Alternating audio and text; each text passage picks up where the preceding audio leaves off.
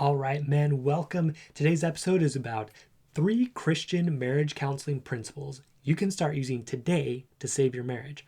We're also going to talk about how some of these principles can actually be misapplied or applied incorrectly and cause problems in your marriage.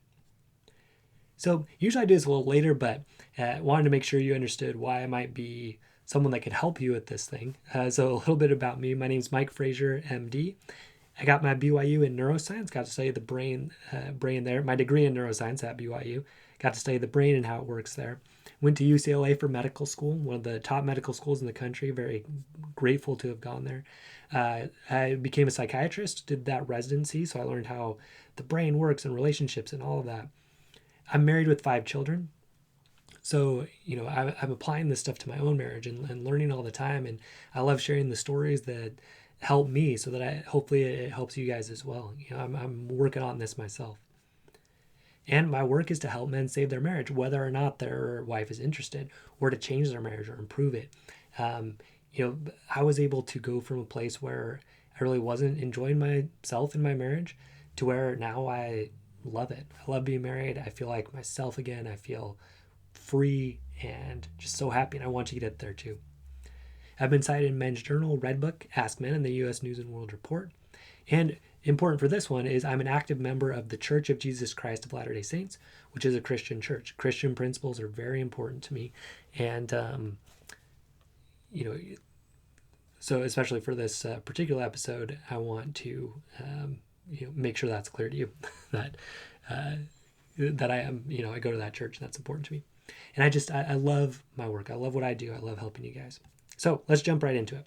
So principle 1 about how you can use Christian marriage principles to save your marriage is the golden rule. Maybe not a big surprise. You can find it in Matthew chapter 7, verse 12. And basically it says, do unto others as you would have others do to you. In our church, there's a funny song about this. We have the kids listen to it sometimes.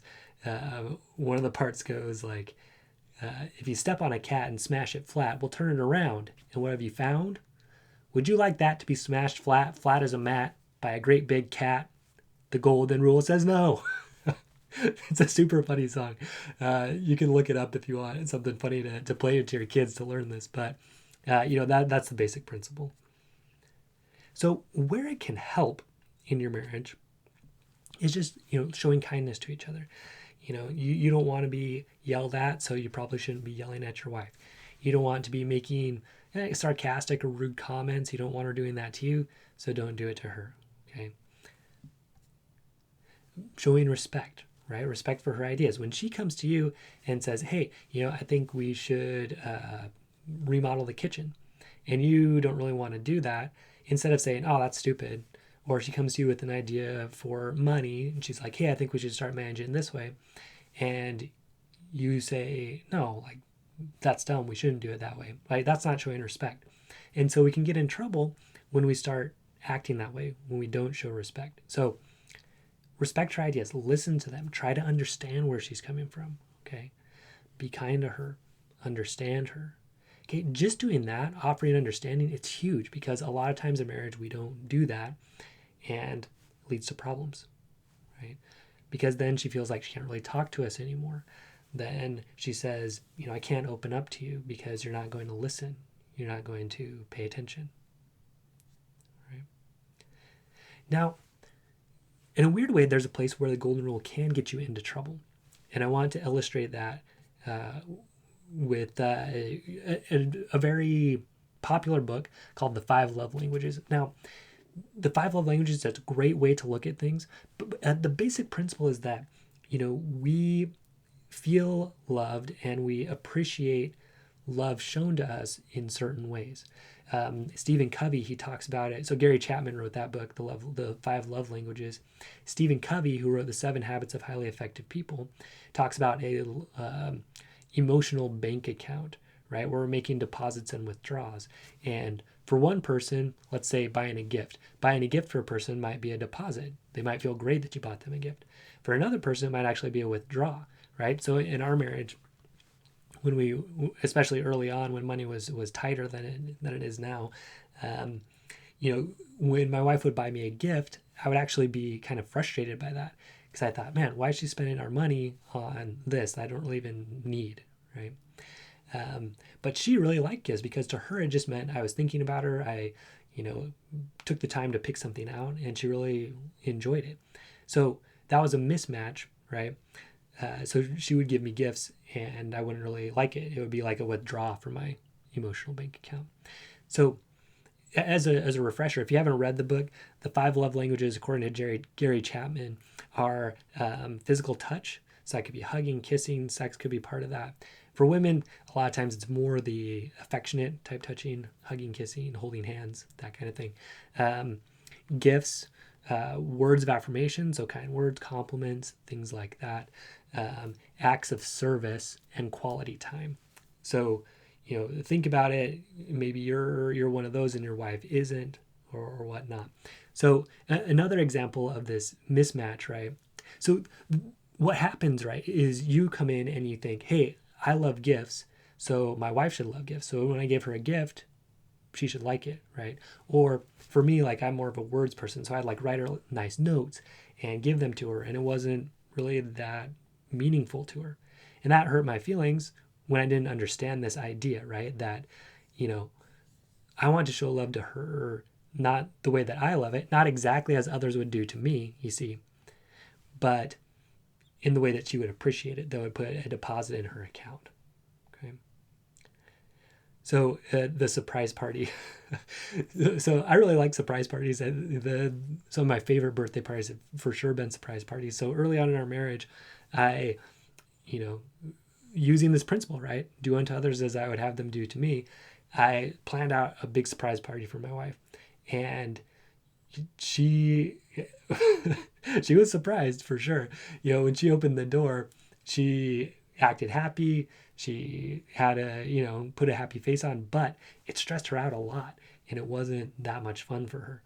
So again, this was misapplication of this principle, right? Of do unto others as I would have others do to me, right? I would like a surprise party, so she would like a surprise party, but it didn't exactly work that way. Okay. Another kind of funny one, I just had a birthday recently, and my kids bought me some presents that were things that they would like, right?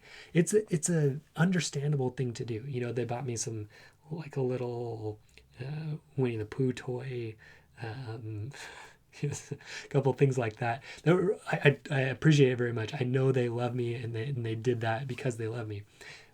But it's kind of like a maturation process, right? So you expect a kid to do that, and it's cute. But when you grow up, you want to give someone a gift that they appreciate. Okay, so when you go and you try to show love to your spouse, you want to do it in a way that they are going to appreciate, not just that you are going to appreciate. Okay, so again, that's the key concept. You want to show love and caring in a way that they appreciate. Okay, you're putting a deposit in their bank account. So do unto others as you would have others do to you, meaning put a deposit in their emotional bank account, or their love tank, as Gary Chapman would put it, rather than a withdraw, right? Put that deposit in. So you have to think, you have to know your wife, you have to know what she likes and doesn't, so you can put a deposit in. All right, so that's principle one. The Christian marriage counseling principle number one, the golden rule, correctly applied, can be a huge help to your marriage. Because when you come in and you understand, hey, my wife really likes kind words, so let me write her a note. Or she really likes acts of service, let me go clean up the kitchen for her. Okay. Then she's like, wow, he really cares. Instead of you coming in there and, buying her a gift when she doesn't like gifts. Got it? Makes sense? All right, let's move on. So Christian marriage principle number 2 that can help save your marriage: bless them that curse you. So this is in Matthew chapter 5, verse 54. Bless them that curse you. Do good to them that hate you, and pray for them which despitefully use you and persecute you. Okay. So that's a big question, and it's a really great chance to practice this in marriage. Okay, can you return good for evil? Right? When your wife is being rude, when she's being disrespectful, when she doesn't even bother to try to do anything for you, right? Can you in return still put deposits in her emotional bank account? Can you still look at her and try to serve her even if you feel like she's not serving you? Can you do it? Okay, because Jesus told us to do it. Do good to them that hate you. Maybe your wife doesn't hate you, or maybe she does right now, but can you still do good anyway? Can you still be kind anyway? Can you still be respectful anyway? Can you still show love anyway? Right? Are you committed to doing that? Because that's the kind of man that you want to be. By the way, guys, if you can develop this skill, you are ahead of 99.99% of men in the world. And because of that, you're going to be more attractive than 99.99% of men in the world. Okay. This is hard to do. It is not easy to still stay respectful, to still stay loving, to still put deposits in her account when she is not doing it for you. It's hard. Okay. It's super hard. And in marriage, it's even harder than other places. Like at work, if someone doesn't buy you a birthday present, you probably don't really care. And maybe you get them a birthday present anyway. But if your wife doesn't get you a birthday present, that means a lot more, right? It's kind of harder to deal with that. So can you still get her a birthday present if she didn't get you one? Some other examples, we talked about her being rude or, kind of snappy or whatever, or critical, right? Saying, oh, you got home so late. Why do you keep getting home so late? How come you're not taking care of me and the kids, right? When she's critical like that, can you return that with good? Can you say, you're right. I was late. I apologize. What's going on? You seem like things are a little bit tough right now. How can I help you? Right? Can you turn it around like that? It is not easy, but if you do, you're going to be so attractive as a man and as a person.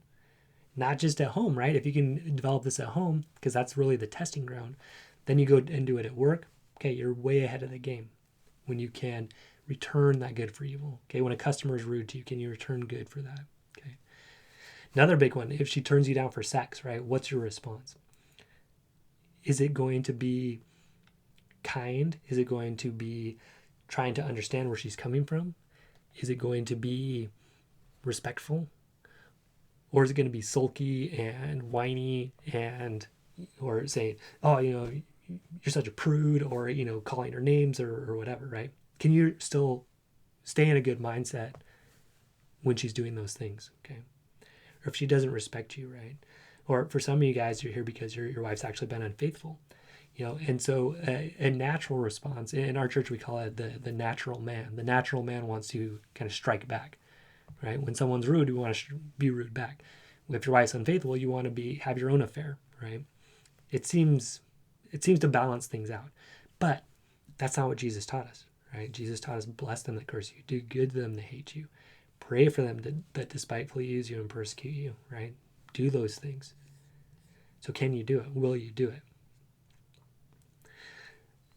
I want to give you guys the example of being turned down for sex. I think it's a pretty common thing that happens. So when we first got married and I would say, hey, are you in the mood? Or I'd touch her kind of sexually and she wouldn't want to. My response was definitely that whiny, pouty, I'd be like, oh, fine. You never want to do it. I'd maybe roll out of bed. Maybe I'd kind of storm out. And then sometimes she would sort of give in. She'd be like, okay, fine. I know it's important to you. Let's do it. But that didn't really feel good either because it was kind of forced on her, which is not, it's not a good situation because then she never really is going to look forward to sex. And you don't really feel like it either because, you sort of forced it on her by being a baby, right? By being whiny about it. But I did that. Okay, I did that a lot. I imagine some of you guys do that too. So now my approach is much different. So if she is, not in the mood for sex, if I reach out and touch her or ask her about it and she's not in the mood, I just try to understand and I try to connect anyway, right? Because at its best, sex, it's more about a connection than it is about just having an orgasm. That's when the best sex happens, is when it's about connection. So I try to still connect. Right? I say, okay, well, can we hold hands or watch a show or tell me what's going on? You've been stressed out. How can I help you? Is there something I can do to, to help you feel a little bit less stressed out? Whatever. So when I approach it like that, now it's a win, right? Instead of having it create more disconnection with her saying no to sex, it creates more connection because I was able to do this, right? It's kind of, I could take that as disrespectful. I could take that as, I do all this for you and you're not doing this for me. So, that's not fair and you owe it to me, right? I definitely had that mindset in the past and it caused a lot of problems. It caused a lot of disconnection. So instead, when I say, hey, let me return that evil, it's not exactly evil for her to say that, but it did hurt my feelings in the past. Could I return that still with, good? Could I still try to create a connection out of that? And as I've been able to do that, our marriage has gotten much better. Our sex life's gotten much better. So again, if she's mad at you, are you going to get mad back? If she's disrespectful to you, are you going to be disrespectful back? If she's unfaithful to you, are you going to be unfaithful back? Or are you going to be a grown-up? Are you going to try to follow what Jesus teaches and return good for evil? Okay. The awesome thing about marriage is you get to practice this a lot. Okay. Your wife's not always in a good mood. You're not always in a good mood, right? So if you can develop this skill, it's huge. Okay. So Christian marriage counseling principle number 2, bless them that curse you. This can definitely help save your marriage right away. Just trying to understand her more. When she's in that mood or when she's being unkind or whatever, you can return it with good. Boom. That's going to help save your marriage right away. You're going to feel better about who you are no matter what she does, right? And that's what's going to attract her to you. In my mind, this is kind of the biggest measure of your faith, right? Or of your Christianity, is how well can you do this? Because it's one of the hardest things to do, okay? To return good for evil. All right, guys, principle number 3, Christian marriage counseling principle number 3 to help you save your marriage: love your neighbor as yourself. So this is in Matthew chapter 22, verses 27 through 30. So the first commandment, love the Lord thy God with all thy heart and with all thy soul and with all thy mind. Beautiful. When we focus on God, we're trying to please God instead of our wife. To me, that's been one of the biggest revelations and helps. Okay. And then the second one, thou shalt love thy neighbor as thyself. So the way I want you to think about that for your marriage is you should love your wife as yourself. The way I want you to look at that is you need to love your wife equally as much as you love yourself. One of the big things I teach is that we're children of God. We're sons of God. So we have infinite worth and infinite potential because of that. Okay, your wife, she's a daughter of God. So she has infinite worth and infinite potential because of that. Guess what? Infinite and infinite, they're equal. Okay. So you want to respect and love your wife equally as you love yourself. Not more than you love yourself and not less. So I'm going to give you guys an example here. So our when we have company over to our house, my wife likes the house to be a certain level of clean, which is a very high level of clean.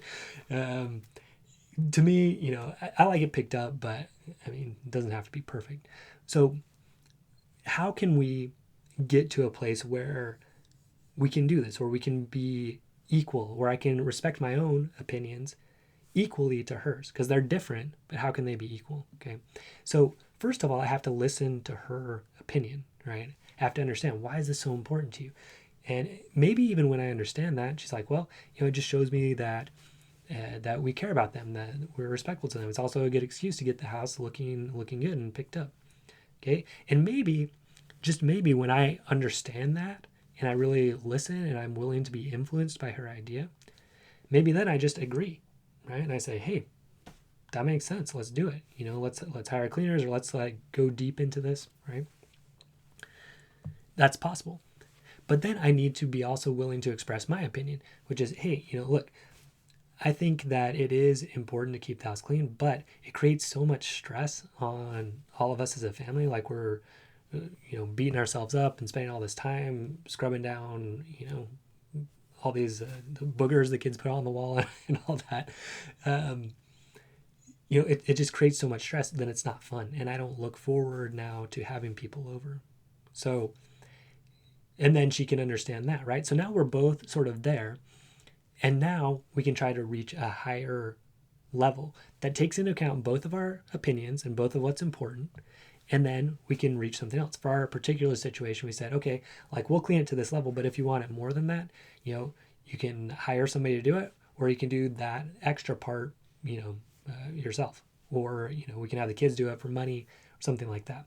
So again, that respects both of our opinions, and we get to a higher way. So you can do this for money, you can do this for parenting, right?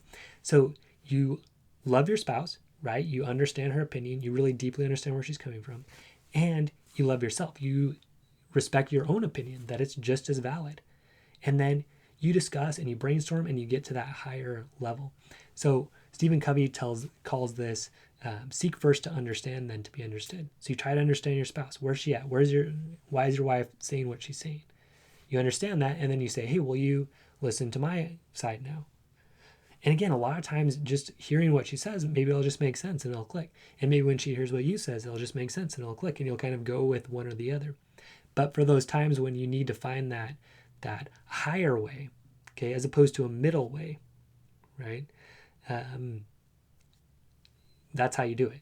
You sit there, you understand each other, and then you brainstorm and discuss and get to that higher level. I recommend including prayer in bigger decisions, like if it's about what school your kid's going to go to, or how are we going to invest our money. Involve God in this, because he can give you that higher way, that third way. I want you to picture like a pyramid with this, right? So picture, if you're listening to this, picture a pyramid or a triangle, right? So on the bottom, let's say on the left side, it's going to be your ideas. And on the right side, it's going to be your wife's ideas. Okay?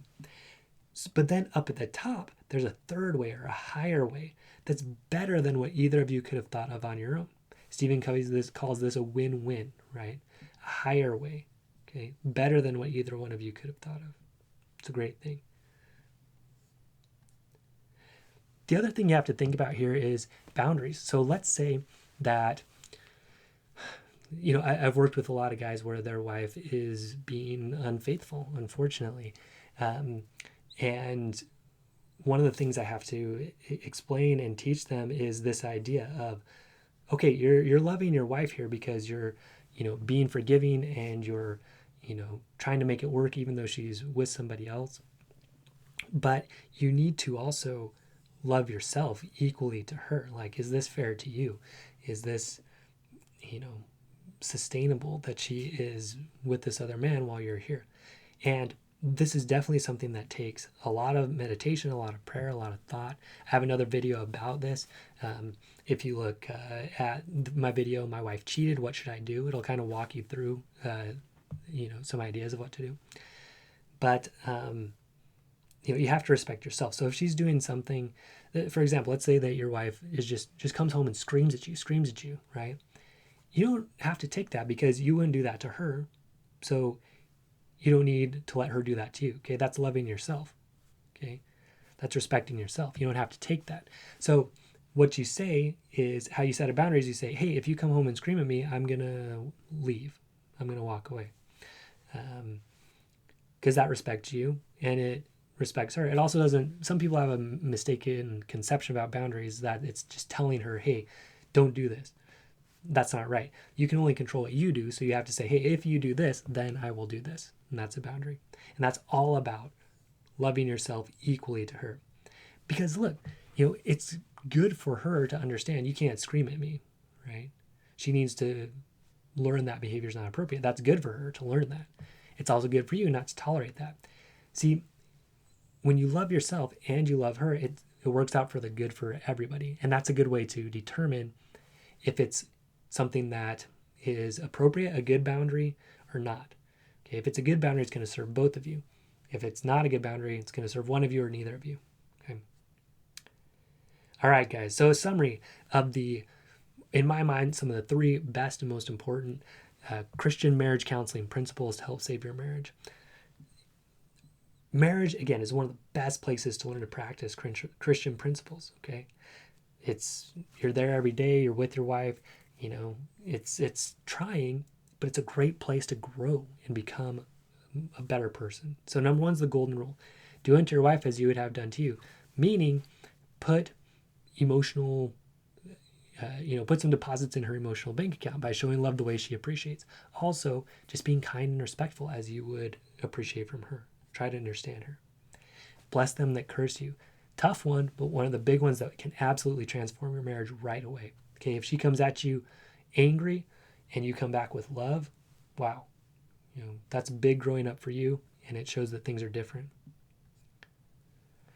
Then love your neighbor or love your wife as yourself equally, not more, not less. Understand her, express yourself, get to that higher way. Again, guys, this is God's purpose for marriage. It's to help us build ourselves into the absolute best versions of ourselves. And we can do it. Absolutely, we can do it. All right, guys. So what to do next? If you're finding this helpful and you want to get some more information, visit MikeFrazierMD.com. That's Mike, M-I-K-E. Frazier is F-R-A-Z as in zebra, I-E-R. M-D, like medicaldoctor.com. MikeFrazierMD.com. And register for our upcoming webinar. The 4 strengths you need to save your marriage, even after infidelity. Okay, you're going to learn more about some of the things that we talked about today, more about how to really just become the type of guy that every woman wants. Okay? A guy that's strong mentally, emotionally, physically, spiritually, sexually, okay, that has strengths in those areas. When you register for the webinar, you also get the email series, the 7-day strategy men use to save their marriage even after infidelity. It's going to have a bunch of specific words and phrases you can use, whether you guys are together, whether you're separated, whether you are whether there's been infidelity, whether there's been anger, whether it's been neglect that's kind of caused problems in your marriage. Okay, you're going to get tips for all of that, specific words to say, specific things to do. So visit MikeFrazierMD.com. I'm excited for you to see you in there, and I'll see you inside. All right, guys, have a great week.